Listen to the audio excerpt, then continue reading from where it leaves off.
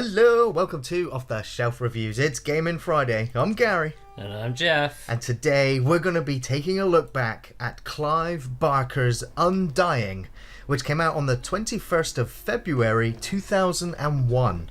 Wow. It was developed by Westlake Interactive, DICE LA, and DreamWorks Interactive.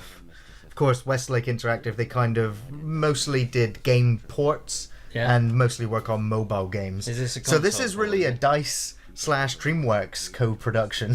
Really? Yeah. Dice? Yeah, Wow. indeed. Back in 2001.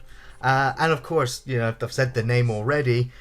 This game was also written and designed by Clive Barker. You know, I think this is Clive Barker's first foray into video games. Of course, there would be others.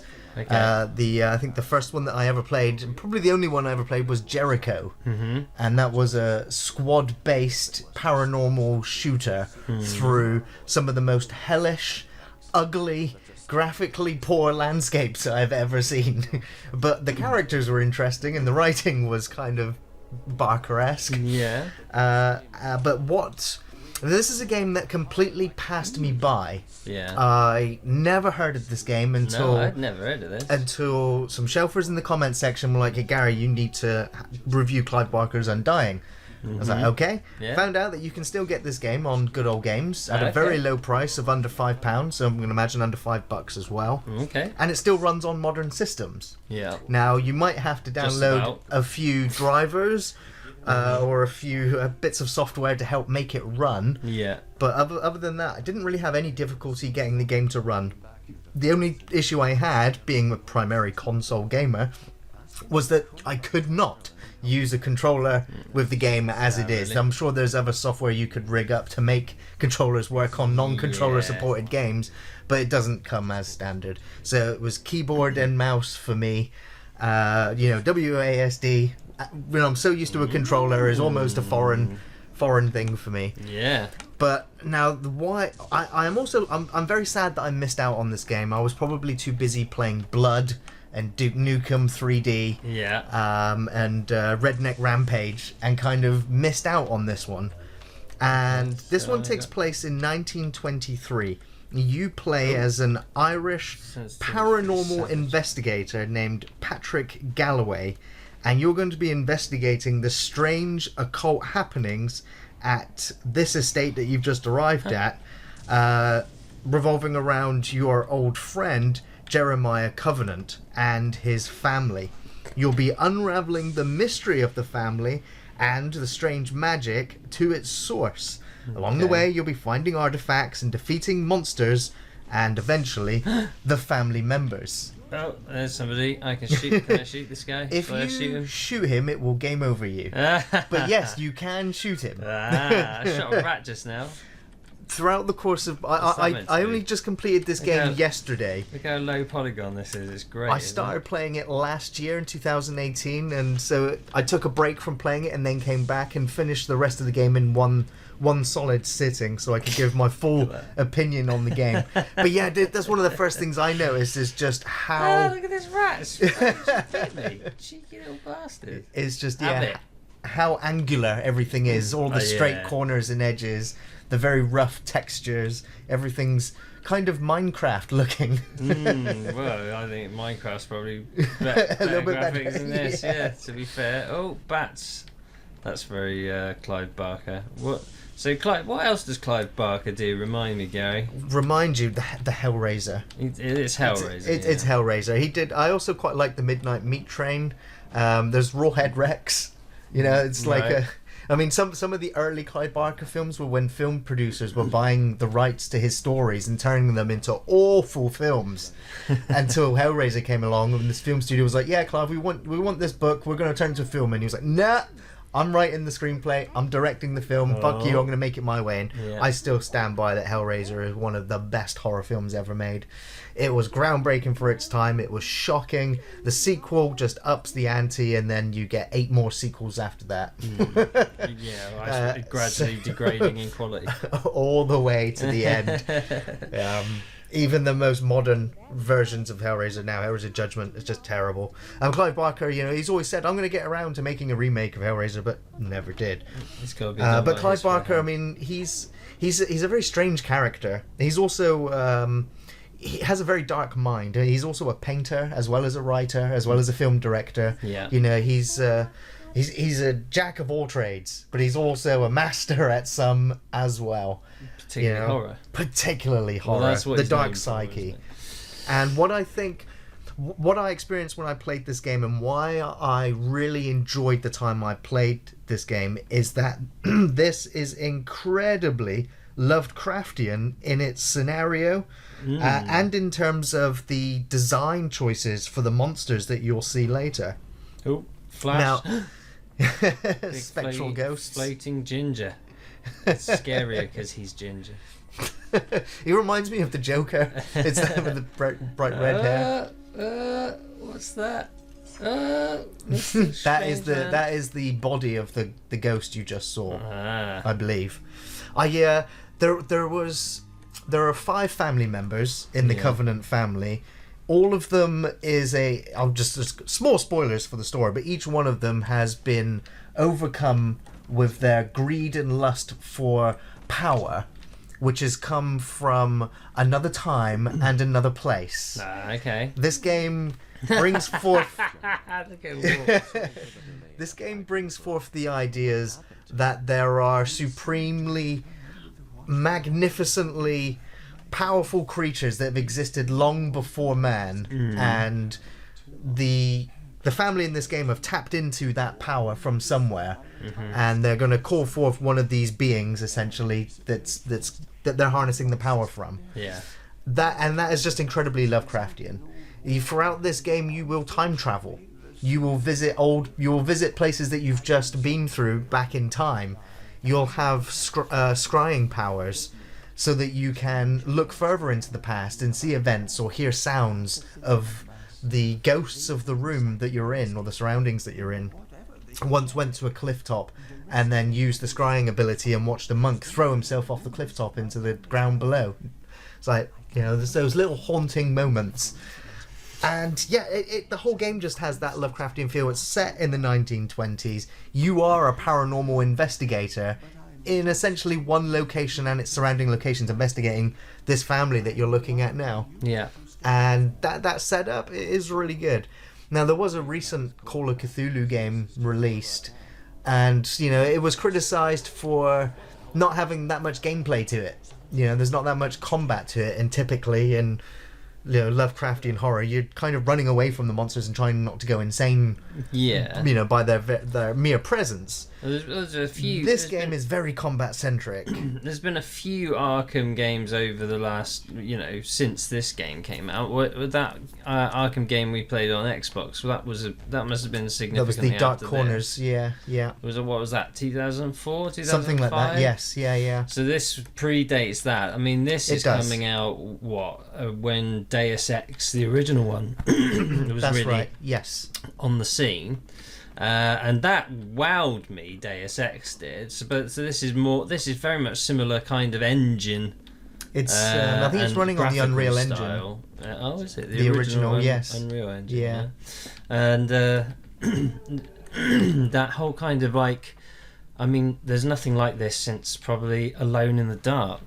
Right. Previously, is there this kind of cruising around a big horror mansion type thing? Other than Resident Evil, which is third person. I mean, this game's bracketed as the first person survival horror. Yeah. So and I didn't really understand the phrase survival horror in first person shooters, because it's kind of it's just I guess it's just the coating that it's a horror game and it's a first person shooter. Because I would say Blood. It's not really survival horror because you are kind of a villain, but you're killing the villains. You gotta have something to shoot. You gotta have something to shoot, and this game has quite a plethora of monsters that will keep coming at you, other than the spectral ghosts. Obviously, each of the 5 family members will haunt you throughout each of the 6 chapters until you slay each one. Most of them you will slay with a giant scythe that you will have at your disposal later on, which is also a weapon you can use should you run out of ammo. And even though I found myself comfortable ammo-wise throughout 3/4 of the game, towards the last chapter, I was out of ammo for everything, and I was just using my axe and spells. Although I will get into some of the other weapons in a bit. Interesting. Well, so far, I mean, it's because it's so old. It's very difficult to say it's scary. I mean, there wasn't Resident Evil was console only, wasn't it? I think when it was in the to begin 2000s. with, yes. So you wouldn't have had anything like Resident Evil if you were a PC player. So this is probably as close as you're getting to a survival any kind horror of or survival horror game. horror since Now, Alone in the Dark. a lot of people really highly praised BioShock when it came out as being kind of the first of its first-person survival horror games. And there was a lot of people crying out that Clive Barker's Undying was there first. Yeah. It just didn't quite get the praise and the critical acclaim that cemented it, that people remembered it. Because just like in BioShock, it's a first-person shooter. You're going around one environment with its connecting locations. Yeah. And when you go there in BioShock, you listen to audio tapes about the people that inhabited the area. Whereas in this game, you go around and use your scrying stones and spells to get audio recordings of the room or see ghosts or visions that happened in the room. Yeah. You also have the ability to dual wield in this game. In your left hand, you can equip your weapon, and in your right hand, you can equip your spells. Okay. So it's just like having weapons and plasmids in BioShock. So gameplay-wise, this game was quite innovative within the first-person genre, and the way that it told its story, the way that the gameplay handles your spells and your weapons. So how are you finding the combat? So right now you're using your scrying spell, which it makes the enemies highlighted for you, which highlights them purple. If you also look in the bottom right corner, you can see the scrying spell as the purple wiggly line. Yeah. And in the top left corner, you see you've got that one stone above it. That's the power level of that spell. Each spell, I think, can be upgraded 5 times. Okay. When you equip the green stone in your hand, you notice you just gained another star. So when you have that green stone in your hand, it upgrades whatever spell you've got in your right hand by 1. Okay. You can find amplifiers, which will upgrade your spells. When you use the stone that's in your left hand as well, when you do cast, it also pushes enemies away from you. Okay, yeah. Mm-hmm. And the that scrying doesn't take anything, does it? It doesn't use anything up, no. In the bottom, you have your health, which is currently at 30, and your mana, which is at 100, and mana is currently regenerating. And there's Cthulhu there in the ceiling. I don't know, it's just a big octopus, so I'm just going to say Cthulhu. So there's quite a variety of spells and quite a variety of weapons. I was just going to conclude with the scrying spell. That's the spell you use to also hear the phantom or see the ghosts from the past. Okay. It's also quite horrific where sometimes you'll be in a room and you'll hear a very low-pitched voice say, "Look," or "Scry." And then you'll be like, okay, I'm going to use my scrying spell, and then you'll look at the painting and you'll just see that it's completely changed, where everyone in the painting's just become deformed, hideous monsters. Or you'll hear a baby's crying somewhere in the corner of the room. Okay. That has lots of little freaky atmospheric horror moments where I was in a tomb and I opened up the sarcophagus and there was a corpse in there. Yeah. And then the lid closed on the sarcophagus, but then blood footprints moved from the sarcophagus all the way down to a door which opened. Yeah. And it was like, wow, it was just creepy because you didn't see it, but you knew it was there. Yeah. There's plenty of jump scary moments, but there's also some nice little subtle horror moments that's also very missable because you might not be looking, or it might just happen in the background, or you might not use your scrying stone and experience it. I wouldn't say that was a good thing in terms of its replayability, though. This game left me with its ending being quite anticlimactic.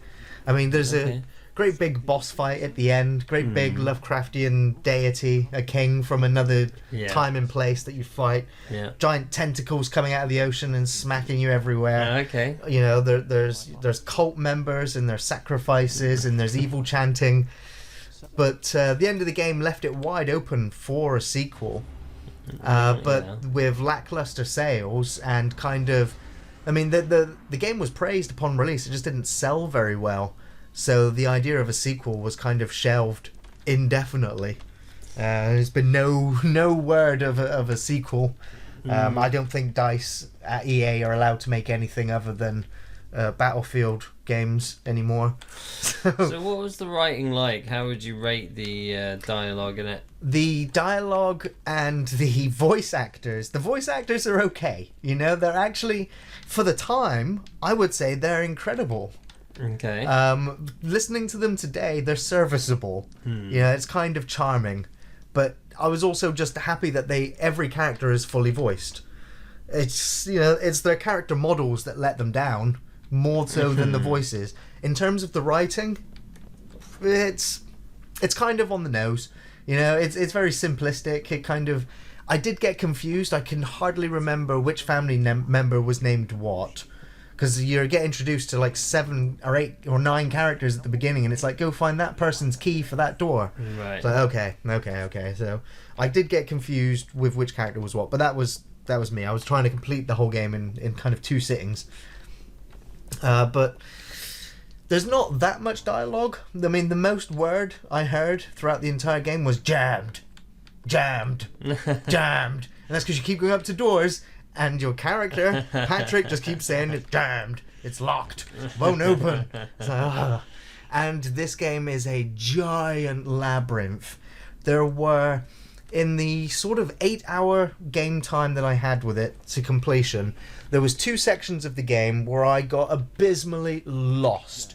And I was backtracking, and I was resorting to hug the left wall and make every left turn until I find a way out. And even then, didn't find a way out until I realised that I needed to jump through a window onto a rooftop and do some kind of parkour jumping section to get to the next area. And it was like, I would have never have known that.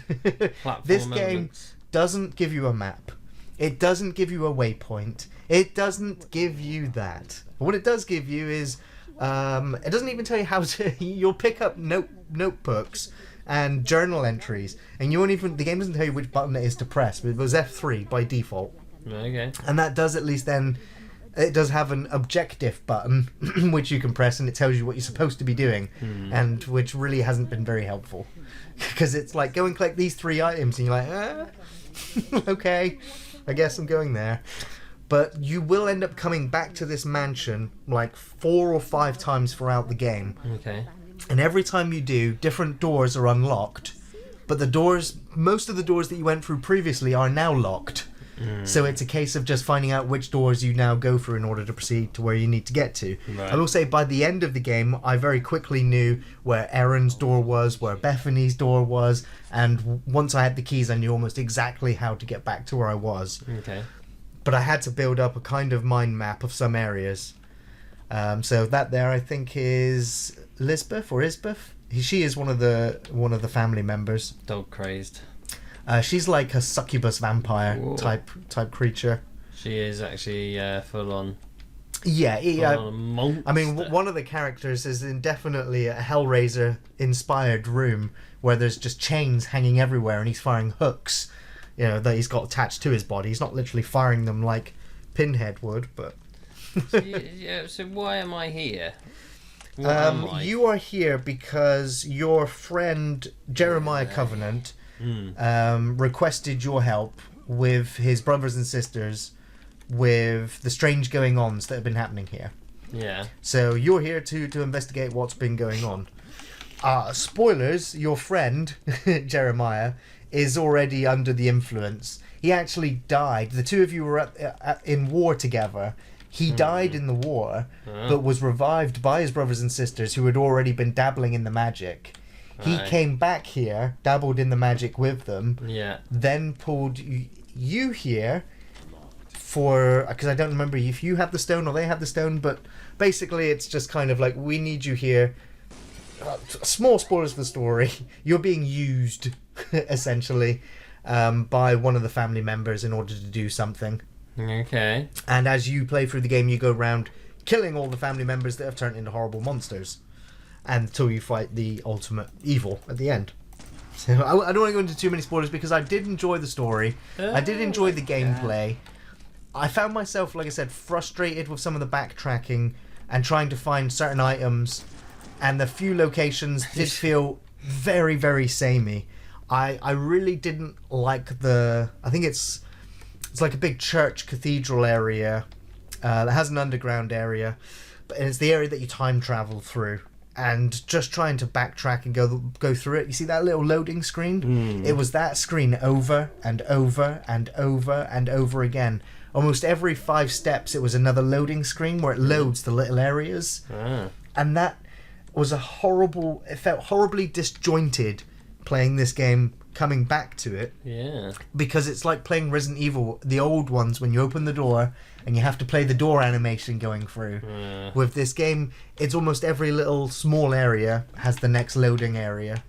Which is a little bit annoying. Yeah. Platforming, the jumping as you were just doing there, trying to jump on small platforms in order to get items that are placed on higher ledges. Eagle. It does look a little bit silly. Thankfully, you know, this game has a quick save button, which is great. I can quick save it because on some of those platform jumping sections, I started to lose my temper with myself because I'd be jump, almost make it fall to the bottom. All right, jump, almost made it fall to the bottom. It's like, right, now jump, save, jump, save, jump, save, jump, save, jump, save, made it to the top. You know, there's not that many moving platform jumping sections, because those are the worst. When I get to those sections and I give up on the game, I'm like, no, you're not going to get the best of me. So there's only a little bit of platform jumping. You don't need to jump that much. There is a section later in the game where you do get a kind of... It's almost flight. It's like gliding. Although you can jump, and if you continue to be facing upwards, you will continue to fly up in the air for a short amount of time before you will then just free fall. And if you, of course, like Icarus, flown too far up, you will smash into the ground and die. There are sections, like in any good jumping platformer, there'll be like wind shafts that will blow you up or blow you down or blow you into, you know, being lost in time and space. Literally, you will get lost in the cosmos, which is interesting. It's no Warframe though. Well, no. But what this game lacks for in terms of its graphics is a fantastic atmosphere, great amounts of tension, and dark horror, which I really praise it. I love all of the dark paintings. You know, I love some of the locations, and the chanting, the music, and the sound effects are all really good. There's a couple of creepy moments where you'll just hear the creatures in the background over the chanting of the music. It's quite creepy. So how are you finding the controls, Geoff? The aiming, the moving, moving around the inventory? Yeah, old school. Yeah. It definitely takes me back to 2000 and something. Quake 2, Unreal Tournament style movement. My sensitivity is at way too high on this, and there's a little bit of lag. I don't know where that's from, but I mean, it's not too bad. I just need to sort out the sensitivity, like turn it down a bit. You can do if you press escape. There is a mouse. If you go to the controls, the mouse sensitivity at the bottom. You can drag it all the way to the left. Let's try just going down one, see what that does. And back to game. That's a bit better. That's a bit more like it.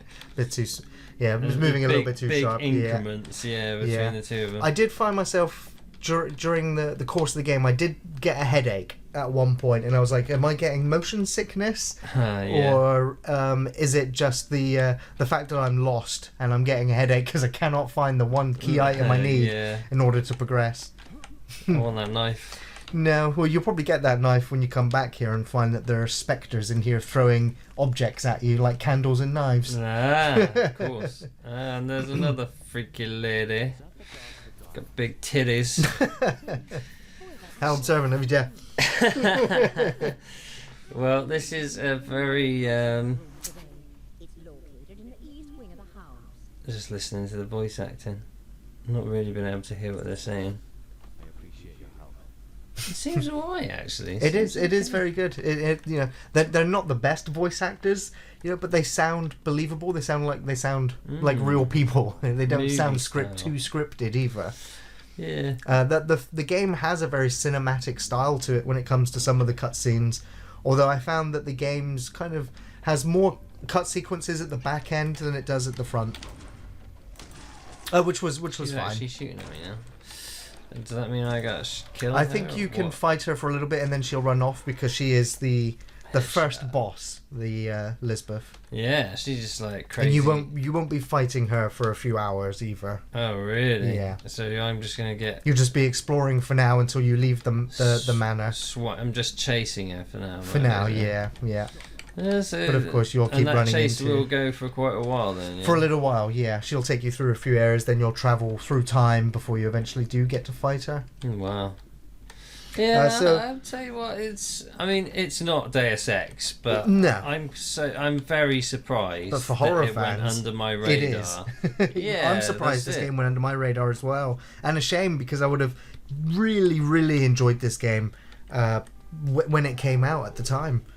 So as I was saying earlier, there are a few weapons in the game. You have your pistol now. You will eventually get a shotgun as well. You will also get different ammo types. You can get silver bullets as well as phosphorus shells for your shotgun. Gonna need that for the vamps, is it? So definitely save some silver bullets for the end boss fight. Werewolves. And for werewolf type creatures, for sure. I did mention you get the scythe as well, which is great because you can also cut the limbs off your enemies. You can decap a lot of the monsters you're fighting, as well as cutting off their arms and their legs, which is always fun. But it's really there's also it's a Tibetan war cannon, which is like it's like a breathing, living weapon that shoots cooling, damaging rounds. If it's hard to explain it, Right. But I unequipped the weapon because after walking around the mansion and not fighting anything, occasionally I would jump because the Tibetan war cannon would growl at you, and I'd be like, "Where's it coming from?" I'm silently impressed with this actually. There's quite a For the variety of period spells of as well. time it came out in. Yes, yeah. There's the at the moment you've only got the scry spell, but eventually you'll get an ectoplasm. It's kind of like a magical lightning bolts. You know, they're very short range. You don't really get to control their accuracy, but you fire off a lot of them Right. continuously, and it's only really a small drain on your mana. That was kind of the first one that I maxed out by upgrading. There is a dispel spell, which is again another one of those spells that I kind of overlooked and was the spell that I eventually needed in order to progress, because I had to go to a certain area of the game and cast the dispel to reveal a secret way that you need to actually go. So it's not really a secret way. So anyway, I can get health back. There's also an invoke spell which you can use. You can get health by picking up first aid kits. Also, there's a nice little animation for every different monster that kills you. So if you get killed by a plant It ate my tentacle head. monster, it might just strangle you and break your neck. You know, you might get another monster that will just suck your life energy right out of you. That was worth And you dying get those for. that decapitate you. I think you can cycle through your inventory with the V, or you might have changed it to the V or the F buttons. And so right now you've got 6 health packs. So if you leave the health could've- pack selected and then it was How the do enter you- key to use it. Enter key. Yeah, there you go. There we go. Cool. Now there's also another great spell, which is the Skulls spell, which makes you cast up to 3 skulls. The longer you hold the spell down, the more up to the 3 skulls you pull, and then you can fire them like rocket launchers at your enemy. And the skulls will scream and cackle and laugh as they're flying towards your enemy as well before they explode, which is fantastic. But you don't get that spell in towards the last quarter of the game. There's also a haste spell, which dramatically increases your speed, which you'll also need for some of the platforming sections, which are over bigger distances. You'll need to have cast that so that you can run and therefore jump further, because physics. And there's also a shield spell you'll get as well.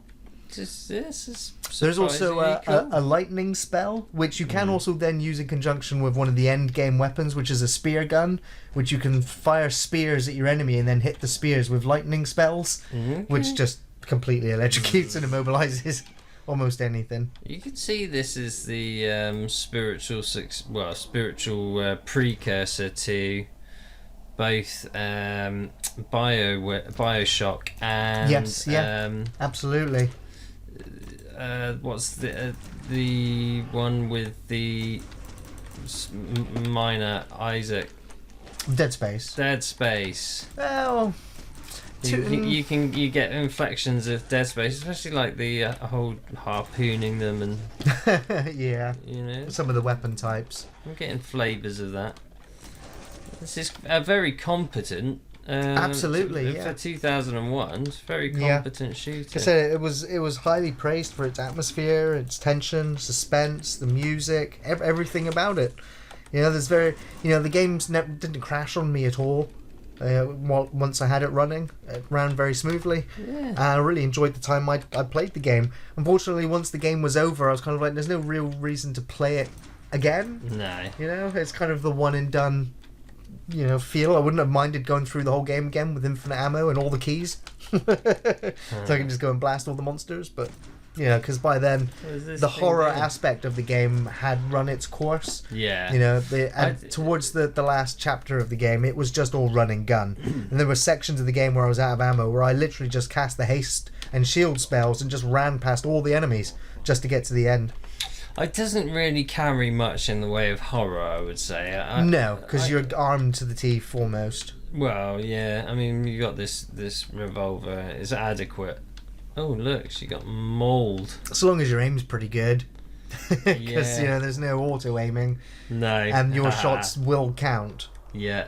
Yeah, that's quite satisfying in terms of shooting stuff. I mean, this game was so poorly received that... it's sold so poorly that the development team were working on a multiplayer part of the game, which was scrapped. And it was also going to be ported to consoles as well. But again, because it sold so poorly on PC, it never got its console port. Therefore, lack of sales further and no sequel. Went wrong with the marketing on this thing? Because it was definitely. I mean, you'd think with DreamWorks Interactive as well. Yeah. You know, it was. So was this critically panned at the time? No, it was critically praised. It still holds an 85 out of 100 on Metacritic critic score and an 8.8 out of 10 user score on Metacritic.